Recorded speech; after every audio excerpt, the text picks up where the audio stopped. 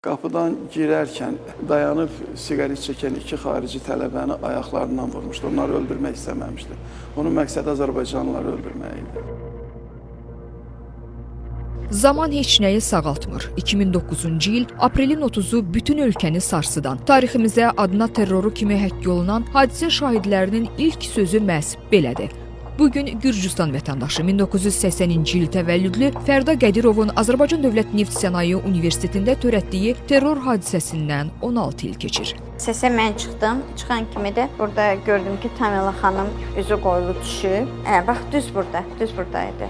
Mən də elə bir gəldim, onu çağıranda oradan bir nəfər başladı mənə tərəf gəlməyə. Elə bildim tələbədir, orada dayanmışdı. Elə bildim dəftərdir də əlində. Sən demə tapançaymış əlində. Elə bura çatanda da gəldi, bir də gördüm əlini belə uzatdı, məni vurdu. Müsahibim və hadisə zamanı zərər çəkmiş universitetin dosent müəllimi Zenfira Şeydayeva bu hadisədən möcüzə nəticəsində sağ qala bilib.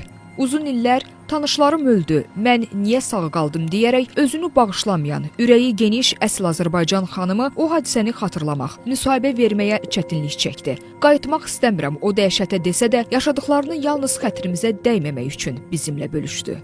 Bəzən aldığımız çevik qərarlar özümüzün və ətrafımızdakıların gələcəyinə təsir edir. Elə Fərid müəllimin düzgün qərarı kimi. Həmin gün ani verilən əmr, düzgün seçilən nəticə onlarla insanın həyatını xilas etdi. Mühazirə oxuyurdum. Mühazirəni tam bitirmək üçün tez-tez saatıma baxırdım ki, mən imkan tapım ki, mühazirəni bitirə bilim, yarımçıq saxlamayım. Onun yarısında dəqiq, onun yarısında çox şiddətli atəş səsləri eşitdim. Tələbələr narahat oldular ki, Fəzməl bir baxaq görək bu nədir, buna atəşdir. Dedim ki, xeyr, heç kimə icazə vermirəm. Bu partada qeyrət oturuldu. Bir də ona dedim ki, oğlum bir bax gör, bayırdakı bu partlayışlar nə partlayışıdır.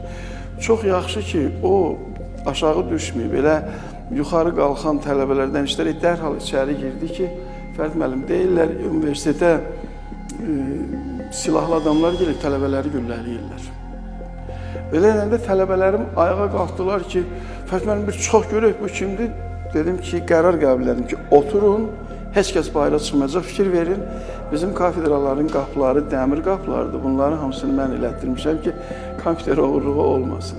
Bu dəmir qapılar, bu kafedranın professor, müəllim heyəti, əməkdaşları və tələbələrindən birinə də ölməyə qoymamağın şərtlərindən biri buydu. Dəqiq yadımdadır. Yarısında başladı, 20 dəqiqə qalmış birdən atəş səsləri kəsildi. Otaqdan bayıra çıxdım. Məlum oldu ki, sonuncu güllə ilə vurduğu tələbənin ayaqları koridora düşmüşdü. O tələbə birinci kurs mühəndislik zət fakültəsinin tələbəsi özünün unutduğu telefonun dalınca gələrkən burada auditoriya tərəf addımlamaq istəyəndə o təqribən bir 15-20 metr məsələn vurmuşdu.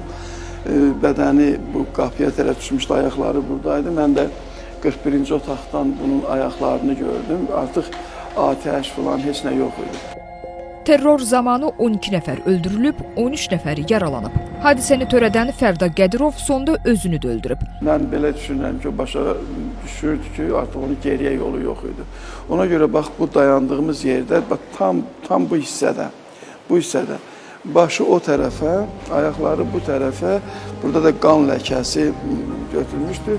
Sol əlində idi pistolet. Hüquq mühafizə orqanlarının apardığı araşdırmadan məlum olub ki, terror aktı törədən Fərda Qədirov erməni xüsusi xidmət orqanlarının sifarişini yerinə yetirib. İstintaq materiallarına görə o, Gürcüstan vətəndaşı Mardun Qumaşyan adlı erməni ilə mütəmadi əlaqədə olub. Hətta hadisəni törətmək üçün ona külli miqdarda pul və silah verilib.